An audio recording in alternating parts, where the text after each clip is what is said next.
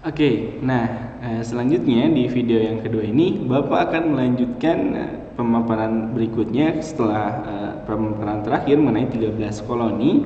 Dan di pemaparan yang pertama, nah gambar ini tidak tertampilkan karena mengalami lag atau terkaburuk itu, jadi nge-lag si record sistem laptopnya. Jadi Bapak mohon maaf. Nah ini yang dimaksud betapa kecilnya yang warna kuning itu adalah 13 koloni awal Amerika Serikat yang notabene diisi oleh orang-orang Inggris kebanyakan, dan orang Perancis itu yang sekarang kita sebut negaranya Kanada, itu yang Perancis karena ada kaitannya. Nah, yang tertua Virginia, New Hampshire, New York, New Jersey, Massachusetts, Rhode Island, Connecticut, Pennsylvania, Maryland, Delaware, North Carolina, South Carolina, dan untuk mengenang Raja Inggris yang terkemuka Georgia, itu 13. Nah, Bapak lanjutkan, ini dia jalannya revolusi Amerika. Bapak coba sederhanakan dengan membuat secara kronologis dari waktu ke waktu. Mungkin perjalanannya kalian akan agak bingung, tapi Bapak coba jelaskan. Ada 4 pembagian waktu, 1756 sampai 1763 di sana. Satu-satu ya Bapak jelaskan. Dikenal dengan perang 7 tahun antara Perancis dan Inggris. Seperti yang Bapak bilang, di peta tadi kalian lihat, oh Perancis di Kanada, oh Inggris di 13 koloni itu tuh. Gitu ya. Nah, antara Perancis dan Inggris ini berdebat, bersengketa mengenai wilayah perbatasan. Makanya perang terjadi. Dan perang ini bukan hanya terjadi di wilayah koloni, tapi di Eropa. Perancis dengan Inggris kan, kalau kalian lihat peta ya, membayangkan di Google Maps, memang kalau Perancis dan Inggris itu terbelah oleh lautan. Jadi perangnya, mereka perang berdua, jadi saling menyeberang lautan. Kalau di Eropa, jadi satu datang ke Inggris perang, Inggris datang ke Perancis perang, gitu, dan sebaliknya. Nah, hal yang terjadi di Eropa selama 7 tahun terjadi juga di wilayah koloni. Jadi orang-orang Inggris tadi mulai, wah, negara induknya Inggris lagi perang sama Perancis. Kebetulan dekat 13 koloni ini ada Perancis juga yang sebut dengan Kanada. Makanya perang lah di situ jadi merembet. Nah, perang 7 tahun ini dimenangkan oleh Inggris, dan resikonya yang tadinya wilayah Perancis di koloni ya, Kanada sebut saja sangat sekali luas. Karena Perancis kalah, mau tidak mau si 13 koloni yang Inggris menang, jadi mengambil sebagian wilayah koloni Perancis atau yang disebut dengan Kanada. Jadi makanya Kanada agak semakin ke atas sekarang wilayahnya, karena saat itu dalam perang 7 tahun kalah oleh Inggris. Nah, ketika perang ya antara Inggris dan Perancis di Eropa dan Inggris Perancis di wilayah koloni tadi, Inggris tuh memberikan armada perang militer, pasukan, senjata. Makanya ketika menang, dianggaplah New England disebutnya, Inggris yang baru, si 13 koloni itu. Makanya dari tahun 1763 sampai 1765 di periodisasi waktu yang kedua, Bapak sebutkan Inggris membebani 13 koloni di AS itu untuk membayar pajak.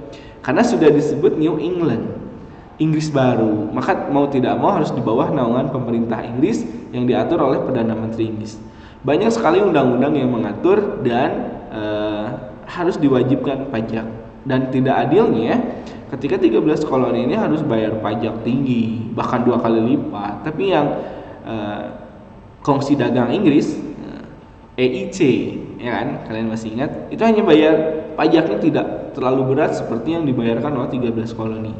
Dan itu menjadi bentuk-bentuk protes awal bahwa kok kami di sini awalnya tanpa bantuan Inggris, kan migrasi mereka dari Eropa ke Amerika itu ke wilayah koloni tidak didukung oleh negara, tidak ada bantuan, mereka benar-benar berjiwa besar untuk hijrah mencari kebebasan. Akhirnya tapi ketika selesai perang 7 tahun, mereka dikekang lagi, diatur lagi, bayar pajak lagi. Makanya ada semboyan muncul dari 13 koloni ini, tidak akan bayar pajak kalau tidak ada perwakilan. Maksudnya 13 koloni ini nggak akan bayar pajak mah kecuali ada perwakilan 13 koloni ini di Perdana Menteri Inggris, di parlemen, itu maksudnya.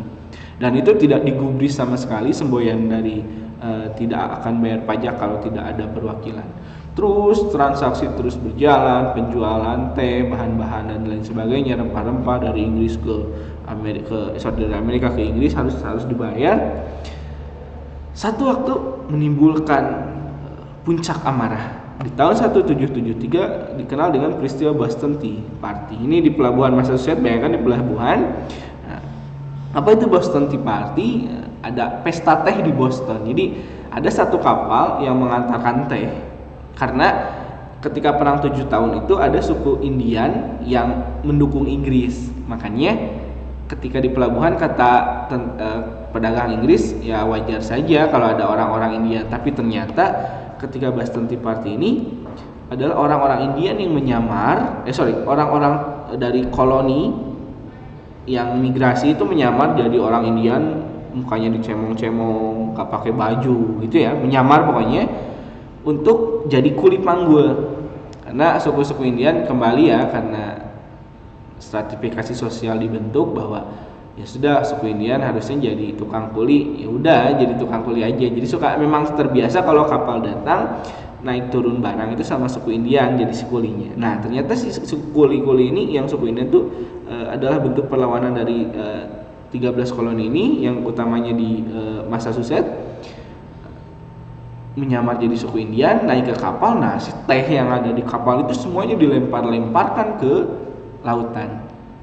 Jadi pesta teh Boston itu dimaksudkan bahwa teh yang ada di atas kapal itu semuanya dilempar-lempar, dibuang ke laut sebagai bentuk protes karena kritik mereka tidak didengar oleh Perdana Menteri Inggris, oleh parlemen. Itu bentuk protesnya. Nah, peristiwa Boston Tea Party ini membuat Perdana Menteri Inggris tidak tinggal diam. Akhirnya mengerahkan militer ke New England. Jangan lupa New England itu yang disebut kita dikenal sekarang dengan Amerika. Itu New England. Kayak gitu ya. Selama perang berlangsung, jadi ada konflik lagi terus berlangsung sampai akhirnya 3 tahun berikutnya Amerika memutuskan untuk membuat sebuah Declaration of Independence atau pernyataan kemerdekaan, kebebasan. Dari 13 koloni itu semuanya yang ada di 13 koloni berkumpul di Philadelphia menandatangani Declaration of Independence. Dan Declaration of Independence ini adalah yang memulai kemerdekaan Amerika Serikat. Seperti itu.